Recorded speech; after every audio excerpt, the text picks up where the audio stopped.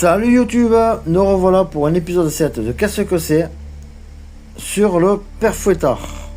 C'est un personnage fascinant car il incarne l'archétype du méchant flic dans le duo qu'il forme avec Saint-Nicolas, figure indissociable des fêtes du 6 décembre dans le nord et l'est de la France, ainsi qu'en Belgique et aux Pays-Bas. Cette origine mélange faits historiques et contes effrayants.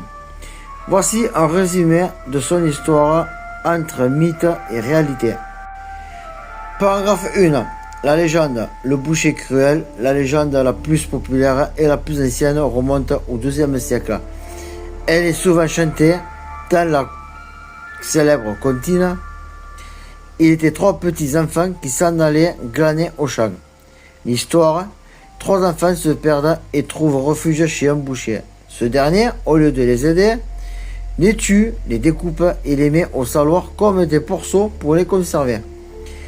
L'intervention, 7 ans plus tard, Saint-Nicolas passe par là et demande à souper. Il découvre le crime et ressuscite les enfants en posant 3 doigts sur le bord du saloir. La punition, le boucher, terrifié par la puissance du saint, se repent. Saint-Nicolas le condamne alors à le suivre éternellement. Il devient le Père Fouettard, chargé de punir les enfants désobéissants pour expier son horrible crime. Paragraphe 2.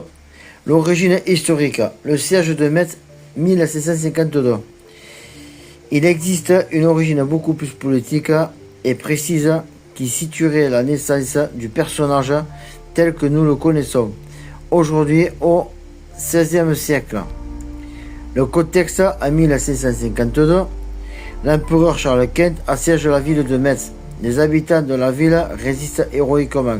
La caricature pour se moquer de l'assiégeant, la corporation des tanneurs crée un mannequin grotesque à l'effigie de l'empereur. Il promène dans la ville armé d'un fouet car Charles Quint avait menacé de fouetter les habitants s'ils ne se rendaient pas. L'amalgame, après la victoire de Metz, ce personnage caricatural a été intégré aux festivités de la Saint-Nicolas. Le tanneur, avec ses vêtements sales et son fouet, a fusionné avec la légende du méchant boucher pour devenir le Père Fouettard. Paragraphe 3. Les visages du Père Fouettard. Selon les régions, ce personnage change de nom et de background. Bien que sa fonction reste la même, en Alsace, le Père Fouettard se nomme souvent Hans Trapp. Il serait inspiré d'un personnage réel, le chevalier Hans von Trotha, 15e siècle. Ce seigneur, réputé violent et tyrannique, terrorise la population locale. La légende raconte qu'il aurait été excommunié par le pape et banni dans la forêt. Devenu fou et cannibale, il s'attaquait aux voyageurs déguisés en épouvantail jusqu'à ce que Dieu ou Saint-Nicolas le foudroie. Il est condamné à errer en effrayant les enfants. Autre variante, Knecht, Ruprecht. En Allemagne, c'est un valet de ferme, vêtu de paille ou de fourrure, parfois associé au diable, qui demande aux enfants s'ils savent prier. Zwart Piet, Pierre le Noir. Aux Pays-Bas, c'est un serviteur mort. Son visage noir est aujourd'hui souvent expliqué par la suie des cheminées qui descend. Bien que ses origines soient liées à l'histoire coloniale espagnole, ce qui suscite d'ailleurs beaucoup de débats actuels. Paragraphe 4. Attributs et rôles. Contrairement à Saint-Nicolas qui est vêtu de couleur vive rouge or et porte une mitre, le père Fouettard est son antithèse visuelle et morale, apparence qui porte une longue barbe noire ou rousse, un visage barbouillé de suie ou de charbon, une cagoule et des vêtements sombres et grossiers, bure de moine ou tenue de tanneur.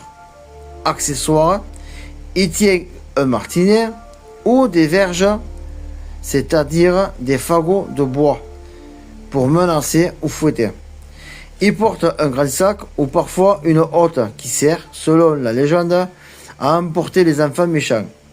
Les cadeaux, alors que Saint-Nicolas distribue des oranges et du pain d'épices, le père Fouettard distribue du charbon, des pommes de terre, des oignons ou des coups de trique.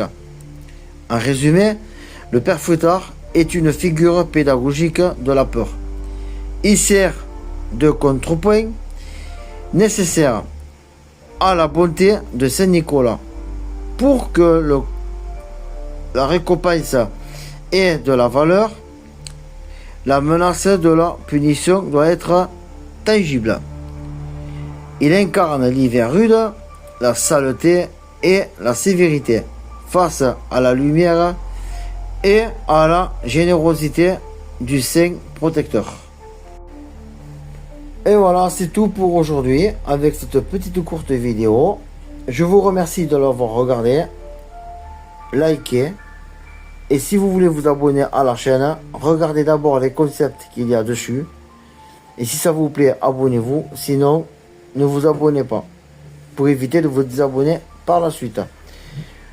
Je vous remercie encore une fois, et je vous dis à bientôt, passez de bonnes fêtes, et à la prochaine. Au revoir.